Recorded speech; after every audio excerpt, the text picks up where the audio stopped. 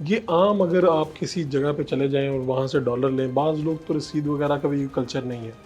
तो ये रसीद और सारी चीज़ें, डॉक्यूमेंट्स लेना ये लाज़िम है और जी, जो ये नहीं लेता या देता, तो वो इल्लीगल काम कर रहा है आपके जी। ख्याल? जितनी स्टेट बैंक ऑफ पाकिस्तान से ऑथराइज़्ड एक्सचेंज कंपनीज़ हैं, हुँ, उनके लिए लाज़िम है कि मैनुअल भी नहीं, कंप्यूटराइज़्ड स्लिप देंगे वो एट द स्पॉट बायोमेट्रिक के साथ। ये है लीगल।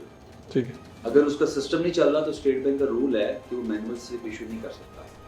कंप्यूटराइज़ स्लिप देनी होगी, सिस्टम की जनरेटेड, जो डेली रिपोर्ट होता है स्टेट बैंक ऑफ पाकिस्तान को। अब जो लोग ग्रे मार्केट के अंदर बगैर बिल के काम करते हैं, उनके लिए ना उन्होंने आईडी कार्ड लेना है, ना उन्होंने केवाईसी पूछनी है, आप क्यों ले रहे हैं, कहाँ से आए, कहाँ जा रहे हैं, और ना उन्होंने कोई किसी डॉक्यूमेंटेशन करनी है। तो वो हाई रेट देते हैं और वो फिर इस ब्लैक मनी को लेके आते हैं सिस्टम से। तो हाई रेट इसलिए ही देते हैं कि वो जो गवर्नमेंट का ना टैक्स उन्होंने है। टैक्स देना है, हुँ, exchange company already tax net के अंदर शामिल है। ठीक है। एक्सचेंज कंपनीज एससीसीपी के अंदर रजिस्टर्ड हैं as a private limited companies.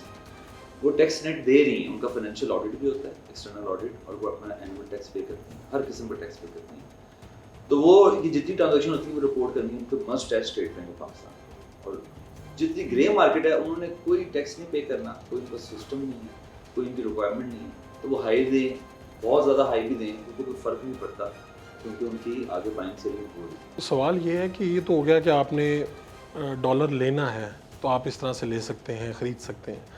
अगर कोई डॉलर बेचने आए, उसकी क्या लिमिट है? कितना बेच सकता है? क्या उसकी क्वांटिटी हो सकती है? चाहे डॉलर हो चाहे कोई भी करेंसी हो, जो पहले मैंने आपको सेलिंग का सारा बताया, वो डॉलर या इक्विवेलेंट डॉलर एनी करेंसी की सेम रूल है। रियाल, दरहम, pound, euro, all same, all are same. अच्छा, एक्सचेंज कंपनी पे सेम कंप्लायंस के रूल हैं एफएटीएफ की ग्रे लिस्ट के आने के बाद, कि हमने अपनी कंप्लायंस एंड ड्यू डिलिजेंस पूरी करनी है। चाहे हम खरीद रहे हैं चाहे बेच रहे हैं, चाहे कस्टमर लेने आ रहा है चाहे देने आ रहा है, केवाईसी हर ट्रांजेक्शन पे हमने करनी है कि उसके पास सोर्स क्या है और वो करता क्या है, सोर्स ऑफ इनकम क्या है, सोर्स ऑफ फंड क्या है, उसका प्रोफेशन क्या है, ये हमने हर ट्रांजेक्शन पे करना है। तो बड़े जेन्युइन क्वेश्चन हैं, जैसे कस्टमर आपको देने आ गया, $1,00,000 देने आ गया, 1,00,000 रियाल देने आ गया, तो उसको आईडी कार्ड मस्ट हम देंगे, और उसकी भी कंप्यूटर स्लिप बनेगी वैसे, और वो भी स्टेट बैंक को रिपोर्ट की गई ट्रांजेक्शन की जाएगी, लेकिन उसमें एग्जैक्टली हम अपने हर कस्टमर से पूछते हैं कि आप क्या करते हैं।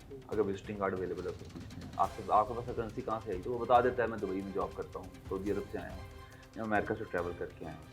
अगर बड़ी ट्रांजेक्शन होती है तो हम उससे डॉक्यूमेंट उस तरह अकॉर्डिंग टू थ्रेशोल्ड हम उससे डॉक्यूमेंट्स मांगते हैं कि आपका कहाँ से है। रिपीटेड ट्रांजेक्शन हैं तब उससे हम डिफरेंट केवाईसी की चीज़ें मांगते हैं, और अगर फॉरनर है हम उससे डिफरेंट, उससे पासपोर्ट, उसकी ट्रैवल, यहाँ पे वो क्या कर रहा है, उसके डिफरेंट ट्रांजेक्शन के डिफरेंट मांगते हैं। लिमिट है कि कितना वो बेच बाइंग सकता पे है? कोई लिमिट नहीं है, सेलिंग पे लिमिट। बाइंग पे वो हमें, बाइंग तो पाकिस्तान को फ़ायदा है ना, जितनी करेंसी बुक्स में आएगी, सिस्टम्स में आएगी, हम उतना सिस्टम में इकोनॉमी को स्ट्रॉन्ग करेंगे।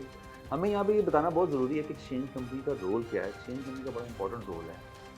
एक मिसकंसेप्शन है पब्लिक के अंदर कि जितना हम एक्सचेंज कंपनी डॉलर जनरेट करती हैं शायद, वो इंटरबैंक से लेके शायद पब्लिक को महंगा बेचती है। नहीं, जितनी हम होम रेमिटेंस पे कर रही है एक्सचेंज कंपनी, 100% हमने गवर्नमेंट ऑफ पाकिस्तान को इंटरबैंक में सरेंडर कर दिया। मतलब जितनी पाकिस्तान से बाहर से इनवर्ड आ रही हैं, एक्सचेंज कंपनीज ने डेली बेसिस पे, डे एंड पे, चाहे वो $5 लाख है, $10 लाख है, जितने भी डॉलर हैं, उन्होंने government of Pakistan, state bank of Pakistan के लिए रूल्स के मुताबिक इंटरबैंक में 100% सरेंडर कर दिया। अब जो जनरल पब्लिक की नीड है वो एक्सचेंज कंपनीज खुद जनरेट करती हैं, सारी करेंसीज बाय करती हैं, उसको एक्सपोर्ट करती हैं दुबई, बहरीन, सिंगापुर, वहाँ से फिर डॉलर लेके आती हैं और जनरल पब्लिक की डिमांड पूरी करती हैं। अब इस पूरा साइकिल है और ये सब कुछ रिपोर्टेड भी होता है, एज पर केवाईसी भी होता है। तो जो आपका क्वेश्चन था, बाइंग के ऊपर भी सेम रूल हैं, लेकिन लिमिट नहीं है बाइंग पे। आईडी कार्ड मस्ट है, कंप्यूटर स्लिप मस्ट है, काउंटर पे आएगा, कैमरे के सामने साइन करेगा और वो रिक्वायरमेंट पूरी करेगा, उससे हम बाय करेंगे। ठीक है, पिछले 1 माह में अगर हम जाएँ तो डॉलर बहुत ऊपर गया और रुपया बहुत नीचे आया। लेकिन ये पिछले 1 हफ्ते के अंदर डॉलर की कीमत जो है वो नीचे आ रही है। इसकी क्या वजह है? यानी उसके बढ़ने की वजह और फिर अब नीचे आने की वजह? इंटरबैंक के ऊपर जाने की वजह कुछ सेंटिमेंट्स हैं। एक है पाकिस्तान का import deficit, trade deficit. Import ज़्यादा है पाकिस्तान के अंदर, एक्सपोर्ट कम है, तो जिसकी वजह से आपने देखा होगा 1 महीना पहले स्टेट बैंक ने आईएमएफ के कहने पे सारी इम्पोर्ट्स ओपन कर दी, टीवी पे सारा आ रहा था। जब सारी इम्पोर्ट पहले सारी ओपन नहीं थी, जब सारी इम्पोर्ट ओपन हुई तो बहुत ज़्यादा प्रेशर बैंक में आया।